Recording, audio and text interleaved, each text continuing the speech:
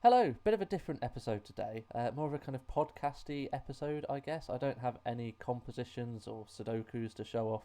It's just my face, so feel free to just put me in the corner of the kitchen while you get on with the washing up or something like that. Unless, of course, you want to look at my beautiful face, which I will totally understand.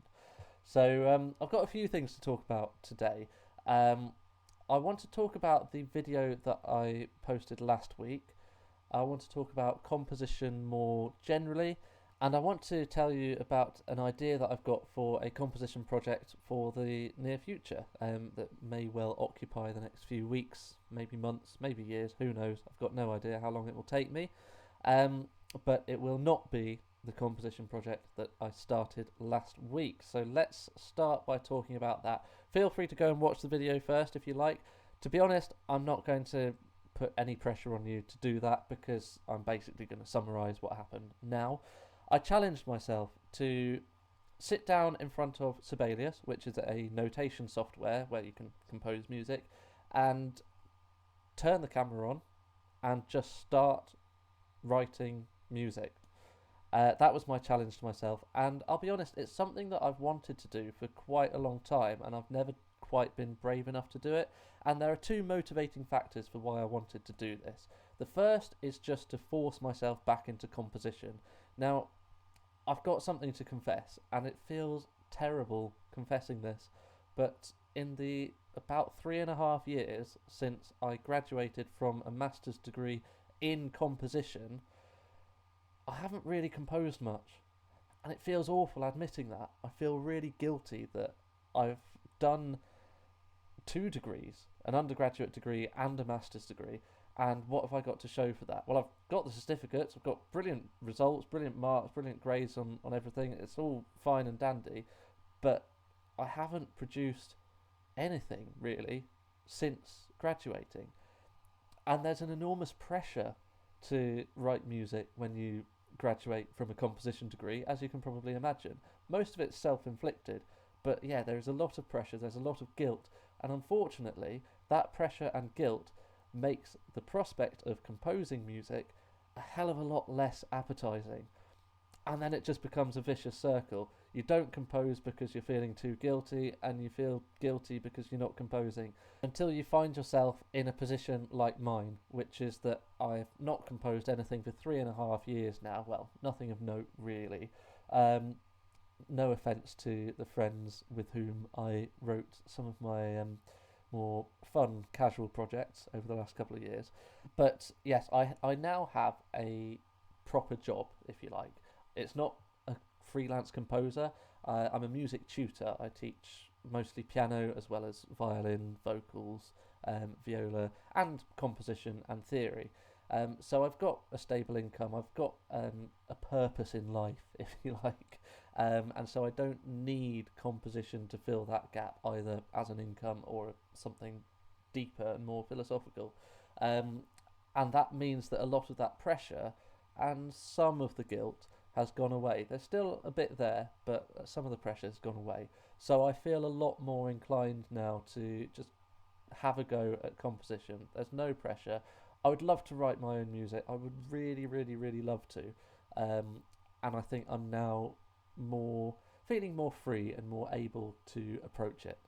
Nevertheless, when you haven't done something for 3.5 years, it's still very difficult to make a start. And so, doing something like what I did last week, where I turned the camera on, told myself I am going to publish to YouTube whatever happens, and then just force myself to compose some music, that was a good way to get back into it and kickstart some creativity again. And without a doubt, I'm very pleased that I did it for that reason.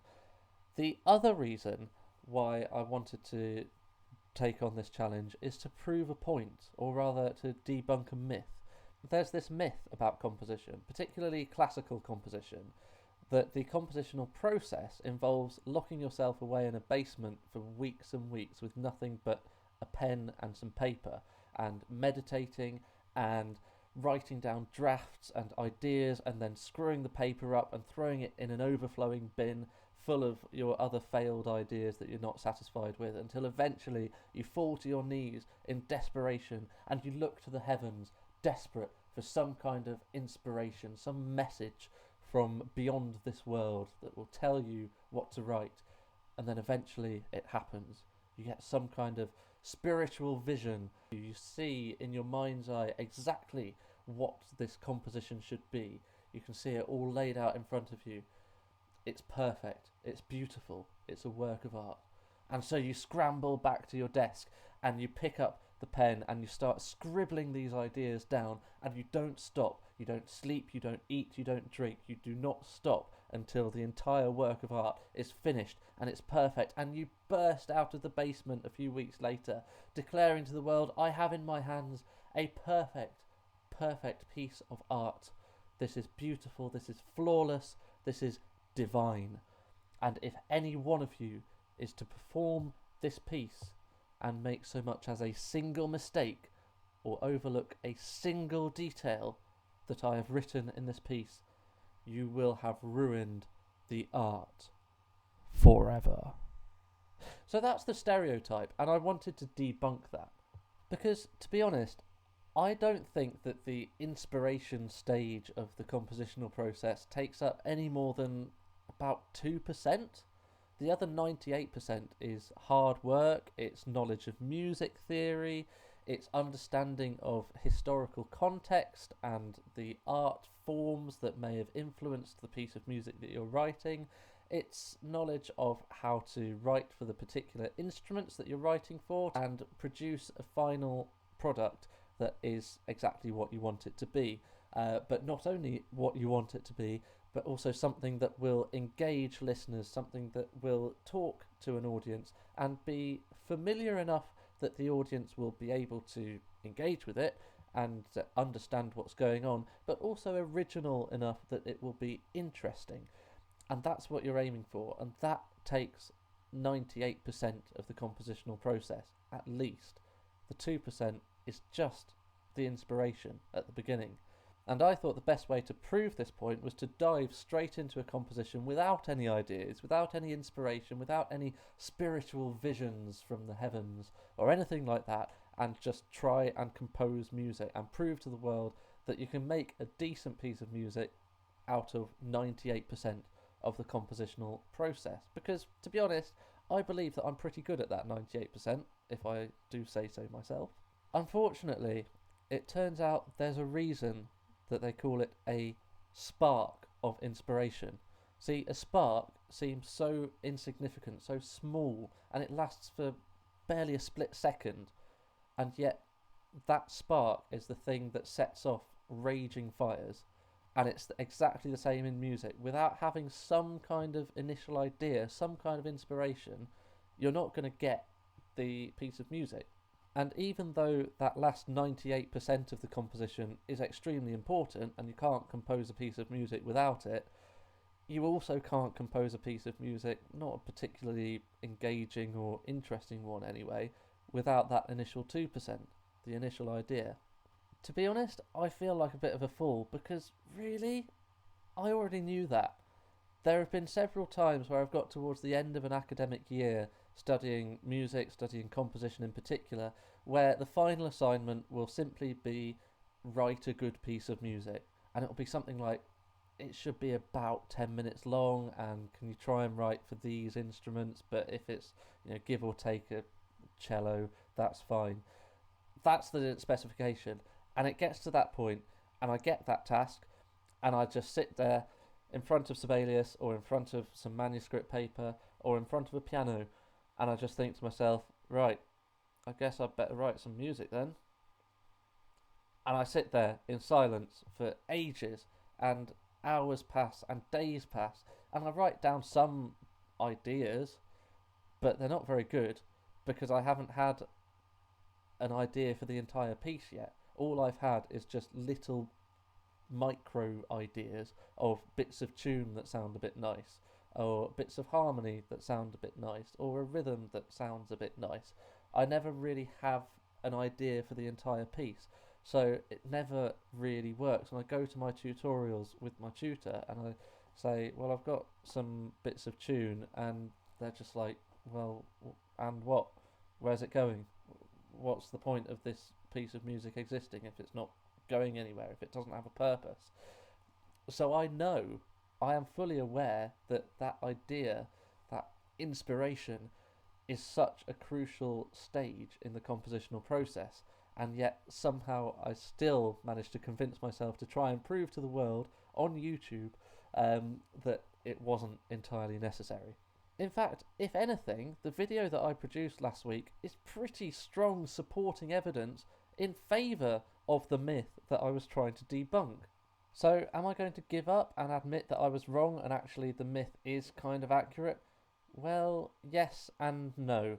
That initial 2% is really, really crucial for giving the piece a sense of purpose. And when a piece has a sense of purpose, it has limitations and it has criteria. The limitations might be your friend has commissioned you to write a piece for their solo flute recital or something like that. So it needs to be exactly 3 minutes long to fit in a gap in their recital, and it needs to be for solo flute, and it needs to be suitable for a recital. Then it's got criteria as well by which to be judged. So if it's a good flute piece, if it shows off the flautist's technique in an entertaining, engaging way, then it's going to be a good piece of music. So you've got something to aim for, a target for your composition, and that gives your composition, well, a sense of purpose. But I do maintain that the initial idea or inspiration does not have to be a divine strike or some kind of spiritual vision. It could be your friend commissioning you to write something for a flute recital. It could be an assignment set by your composition tutor. It could be a beautiful person or beautiful thing that you want to describe through the medium of music. So when I got my final assignment for my master's degree, which was just to write a piece of music, basically no limitations whatsoever, and the only criteria was something that would be marked well by a composition tutor, I didn't just wait around in a basement hoping that inspiration would strike. I actually went through all of the old ideas, all of the little projects that I'd started but never really got anywhere with, and I just made a 10-minute piece of music with those ideas, and that was my submission, and it got a really good mark. So I guess the moral of that story is that in that particular case, the grand idea, the inspiration, wasn't anything original or new or exciting or fresh or spiritual. It was actually just the idea to go back and make something of old ideas, and that was enough to make a coherent piece of music. So to conclude my thoughts on last week's video, I think the music that I composed during the recording session was decent quality timber. There was nothing fundamentally wrong with the notes that I wrote down on the page, but the thing is, without a spark, without a purpose, without a reason for that music to exist, without some kind of context, it didn't really mean anything. So with all that in mind, I want to finish this video by telling you about an idea that I have had for a composition project. Now, I'm all too painfully aware of what happens when I put too much pressure on myself to compose something, so I'm not going to make any guarantees that this project will ever see completion. I don't know, but it is a spark of inspiration of sorts. So that's something that has felt very difficult to come by over the last few years, so I'm grateful for that at least. Unfortunately, explaining this idea does involve making another confession, which is that I don't really listen to music for pleasure much these days. It's a terrible thing for a musician to admit again, but it's very difficult to take time out of my day to just sit there and listen to a symphony. It sounds like a brilliant idea. I'd love to be able to do that, but I live in the 21st century. I've got the curse of the social media era where my attention span is about 7 seconds long. So doing nothing but listening to music for an hour terrifies me.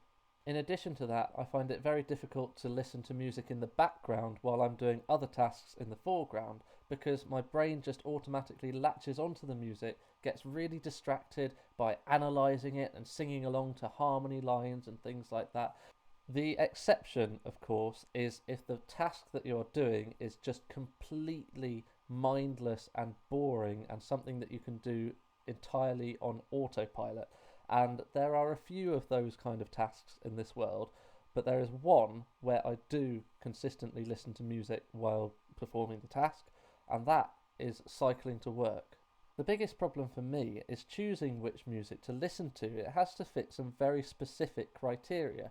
It has to be quite fast because I'm exercising, my heart rate is up, and I want to travel and pedal as fast as I can, so I want the music to be quite fast to inspire that. I want it to have a regular beat so that my pedaling can maybe match that beat. I want it to be something familiar so that I can absent-mindedly hum along and get some strange looks from pedestrians. I want it to be consistently loud so that it never gets drowned out by the busy traffic on the road. So with all of these criteria in mind, often I'll just default to something like Muse, which was my favourite band while I was growing up, and I will happily listen to loads of their content, and I'm very familiar with loads of their content. But unfortunately, if I listen to Muse that morning, then it's going to be really boring and repetitive to listen to the same music again in the evening on the way home. So I'll want something fresh and exciting. Basically, the more I think about it, the more I realise how difficult and awkward and impossibly specific my criteria are when I'm trying to choose music to listen to on my bike. So, as a composer, what's the best solution to that? Well, I think my challenge has to be to make my own music to last about 35-40 minutes, the duration of my commute, that will keep me entertained, that will tick all of the very specific boxes that I want it to tick. I'm not saying I'll listen to it every time I commute, because that would probably still get quite boring. I realise it's a little bit self-indulgent listening to your own music on your commute, but it's something that I've done before, I'll be completely honest, because like I said, I want something familiar, something that I can sing along to because I know it so well, and for that reason, my own music kind of fits the job quite well. I've had some very vague thoughts about the kind of music that I'd like to write within this 35 to 40 minutes. Minimalism seems like an obvious choice because in minimalism, especially Steve Reich style minimalism, you get repeating cycles of rhythms or melodies, and that seems like a very easy win in terms of writing music that's appropriate to cycle to. But at the same time, I kind of want maximalism because the whole point of this is that I want to avoid being bored on my commute. So I want to have something that will change and be new and exciting every couple of minutes. Maybe, sections that last a few minutes so that I've got long enough to get into the groove and enjoy that. But I don't want to be in there too long because otherwise the danger is I'll get bored and the whole exercise will be pointless. Another question is whether or not I want to map the music to my actual physical commute. For example, about 10 minutes into my commute, I reach the top of a hill and there's a lovely view. So I could make that a big climax with some beautiful lush strings or something like that. But at the same time, obviously, on the commute back home, it's not 10 minutes in. I would love to be able to listen to this on the way to work and back home, so I don't think it really makes sense to map it to an exact route, to be honest.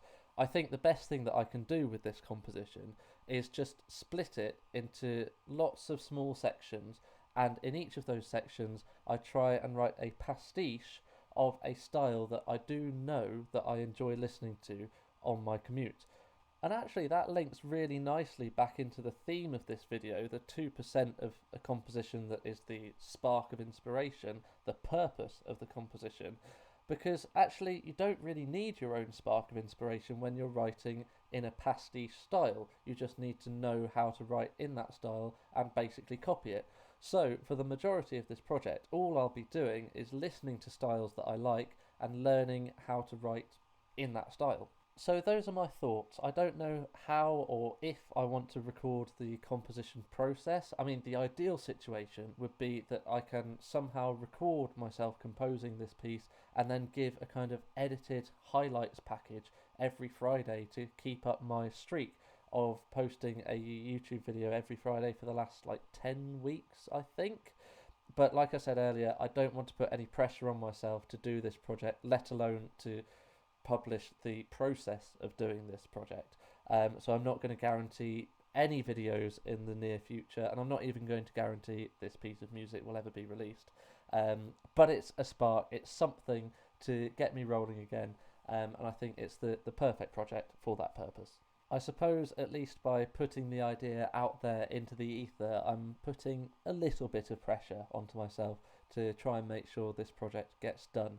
But I think my main focus has to be that I am doing this for myself. This is a project where I want to give myself something to listen to on my commute. This is not something where I am aiming to please the listening tastes of a whole wide audience or anything like that, because I think the best pieces of music are ones where the composer does do it for themselves, and being a good piece of music just happens to be a side effect.